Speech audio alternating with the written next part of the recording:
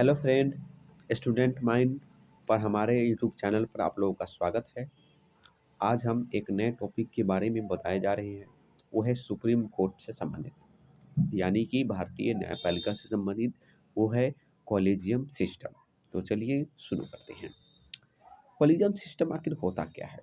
तो न्यायाधीशों की नियुक्ति और हस्तांतरण की प्रणाली से क्या है संबंधित है? क्या है कॉलेजियम सिस्टम? क्या है? न्यायाधीशों की नियुक्ति एवं हस्तांतरण से संबंधित है। क्लियर? सर्वोच्च न्यायालय, ठीक। सर्वोच्च न्यायालय के निर्णय के माध्यम से ये विकसित हुआ है, न कि संसद के एक अधिनियम द्वारा। क्लियर? ये जो कॉलेजियम जो सिस्टम है, किसके द्वारा विकसित हुआ है? सुप्रीम कोर्ट के निर्णय के आधार पर हुआ है, न कि कोई संसद इसको लिए कोई अधिनियम बना है। क्लियर बात समझ गए कि कॉलेजियम सिस्टम क्या है? न्यायाधीशों की नियुक्ति एवं हस्तांतरण की प्रणाली से संबंधित है। क्लियर? दूसरा, कि सुप्रीम कोर्ट के निर्णयों के माध्यम से विकसित हुआ है, न कि किसी संसद की अधिनियम से। क्लियर? ये सुप्रीम कोर्ट, हम जानते हैं कि हमारे देश में सुप्रीम कोर्ट के जो न्यायालय के वचन ही क्या है? कानून है। कोई अगर न्यायालय कोई बात अगर कह दिया तो एक कानून के रूप में, एक्ट के रूप में लागू होता है। क्लियर? क्या है न्यायाधीशों की नियुक्ति? तो न्यायाधीशों की नियुक्ति संबंधी संवैधानिक प्रावधान क्या है? पहले तो हम जानते हैं कि सर्वोच्च न्यायालय का जो अनुच्छेद 124 में उल्लेख है कि नहीं? तो 124 के 2 में और 2000 और सॉरी अनुच्छेद 124 के 2 और 217 में सर्वोच्च न्यायालय और उच्च न्यायालयों में न्यायाधीशों की नियुक्ति के संदर्भ में दी गई है। क्लियर? माने केंद्र के सर्वोच्च न्यायालय के 124 के 2 और उच्च न्यायालय के 217 अनुच्छेद, ये क्या है? आर्टिकल है। समझ गए हैं? ठीक। राष्ट्रपति जो है सर्वोच्च न्यायालय और उच्च न्यायालय के ऐसे न्यायालयों से परामर्श करने के बाद नियुक्तियां करता है जैसा कि वो आवश्यक समझे। ठीक है? समझ गए कि कॉलेजियम सिस्टम न्यायाधीशों की नियुक्ति जब राष्ट्र सर्वोच्च न्यायालय और उच्च न्यायालय के ऐसे न्यायालयों से परामर्श करने के बाद नियुक्ति करता है जैसा कि वो आवश्यक समझे। क्लियर? लेकिन संविधान इन नियुक्तियों को करने के लिए कोई प्रक्रिया निर्धारित नहीं करता है। कॉलेजियम प्रणाली की फिर विकास भारत में कैसे हुई? तो इसके केसेस से हुई।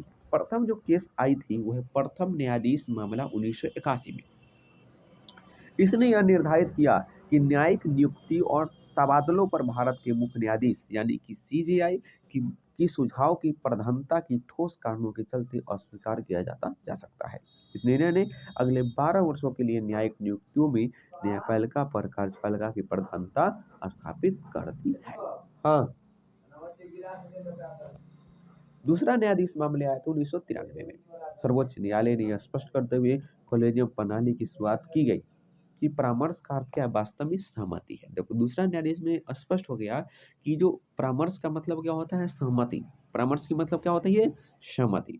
इस मामले में सर्वोच्च न्यायालय ने कहा कि सीजीआई व्यक्तिगत राय नहीं होगी, बल्कि सर्वोच्च न्यायालय के 2 वरिष्ठ न्यायाधीशों की परामर्श ली जाएगी, जो एक क्या है? संस्थागत राय होगी। फिर तीसरा मामला आया 1998 में। राष्ट्रपति द्वारा जारी एक प्रेसिडेंशियल रेफरेंस अनुच्छेद 143 के बाद सर्वोच्च न्यायालय ने 5 स्थानीय निकायों के कॉलेजियम का विस्तार किया। इसमें सीजीआई और 4 वरिष्ठ सहयोगी शामिल होंगे।